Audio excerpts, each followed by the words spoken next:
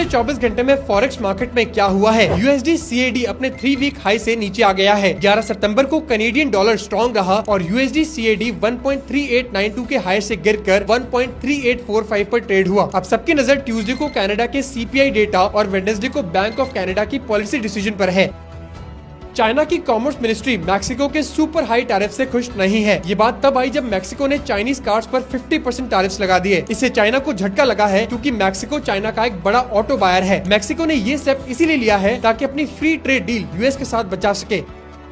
12 सितंबर को सुबह Asian session में गोल्ड का प्राइस थोड़ा गिरकर $3,630 के पास आ गया। इस गिरावट के दो रीजंस हैं। पहला है कि यूएस डॉलर स्ट्रांग हुआ है और दूसरा है कि इन्वेस्टर्स प्रॉफिट बुकिंग कर रहे हैं। लेकिन एक्सपर्ट्स कहते हैं कि आगे फेड के रेट कट्स की उम्मीद है और जियोपॉलिटिकल टेंशंस भी गोल्ड की डिमांड बढ़ा सकती है, इसीलिए ज्यादा लॉस होने के चांसेस कम है। तो ऐसी हर वीडियोस के लिए फॉलो ASM इंडिया।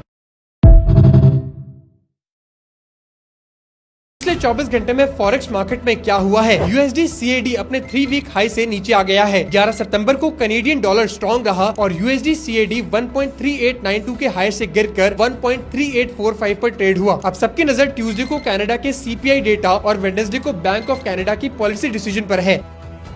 चाइना की कॉमर्स मिनिस्ट्री मैक्सिको के सुपर हाई टैरिफ से खुश नहीं है। ये बात तब आई जब मैक्सिको ने चाइनीज कार्स पर 50% टैरिफ्स लगा दिए। इससे चाइना को झटका लगा है क्योंकि मैक्सिको चाइना का एक बड़ा ऑटो बायर है। मैक्सिको ने ये स्टेप इसीलिए लिया है ताकि अपनी फ्री ट्रेड डील यूएस के साथ बचा सके।